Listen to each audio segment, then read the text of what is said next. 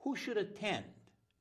3-person teams consisting of the jail administrator, the person in charge of the security staff, and the person in charge of the inmate classification system. Excuse me, where's the community? The community should be involved in inmate management, because the consequences of this are going back into the community. The community is entitled to a say-so. Now, it gets ugly as we go along. On page 50 of this document, there is management of violent, high-risk, and supermax inmates. Management of violent, high-risk, and supermax inmates. It was the National Institution of Corrections that started the ball rolling on creating supermax prisons across this country, that got federal money to the states to build these monstrosities. And it's totally outrageous. And we get this propaganda from the correctional system saying that only the most dangerous and most violent people are put into these institutions. It's not true. There are some individuals that are dangerous and violent that go in there, but the vast majority of people in prison are not dangerous, violent people.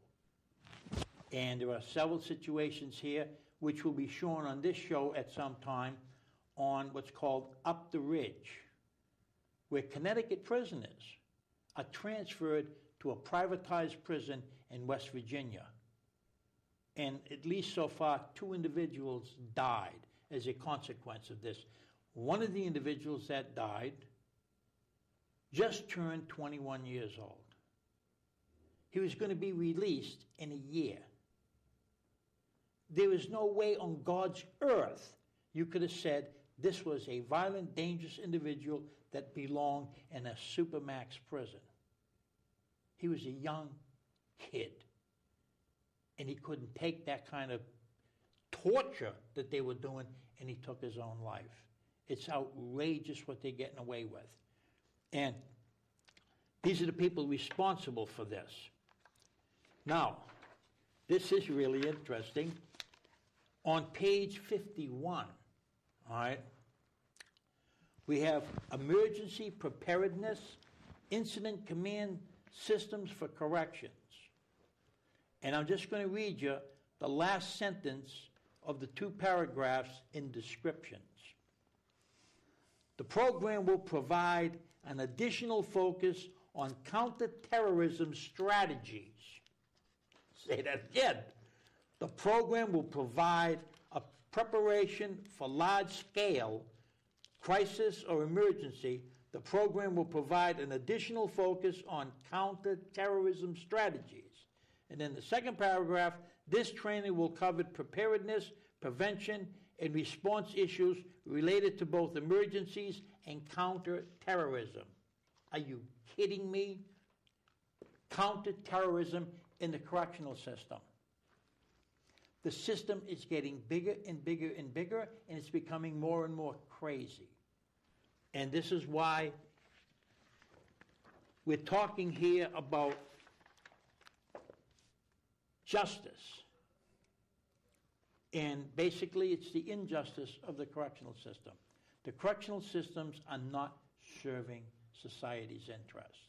They're serving the interests of the prison industrial complex. They're serving the interests of a small minority of people to the detriment of society. You cannot put individuals in supermax institutions and then drop them into the communities. What we're talking about is taking a dog in a cage, beating him with a stick, harassing him, bringing the cage into the community, opening the door and running away with the cage, and just letting this dog run rampant in the community. That's what's happening. And that has to be stopped. And there are alternatives to this. One of the things that we can do is in the state prisons, we can take the lifers and long-termers.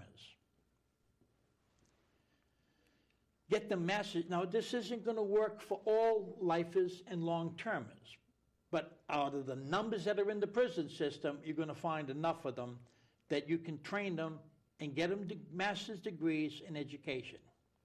Get them certified as master plumbers, master electricians, master masons, master carpenters. These individuals can run the prison's maintenance. We're talking about saving millions of dollars here. How do we finance this? It's simple. Give tax credits to the colleges and universities and vocational training institutions to come in and train these prisoners. And then you develop with the departments of education a continuing eye on the situation, make sure that the quality stays high.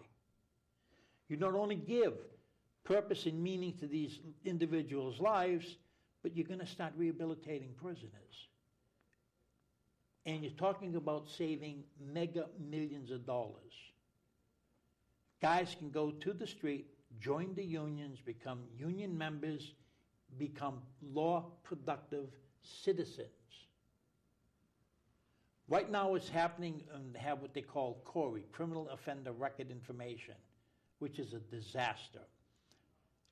Anybody and their mother basically can get a hold of this information, and a guy comes out of prison and he can't get a home, he can't get a job because he has a criminal record.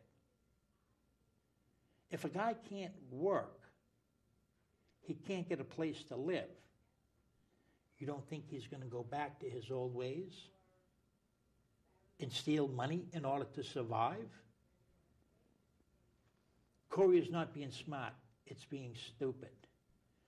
And a good classic example, because we've got the numbers on it, is in Massachusetts. The Criminal System History Board controls the Corey. They produce 1.5 million Corey records a year. That's $25 at a whack. We're talking $30 million. They have a vested interest in keeping that money, in keeping the Corey laws as they are. And this is the problem. Corrections is not about corrections, it's about job security. And that has to be changed because we can't afford it. We need to take our errant individuals, re-educate them, and bring them back to our communities as citizens of our community. Not as predators to the community. You take a guy, put him in a supermax, drop him directly into the community, what do you think he's going to do? He's going to rape, rob, and plunder. Now, and I keep using Massachusetts because we have the paperwork on them.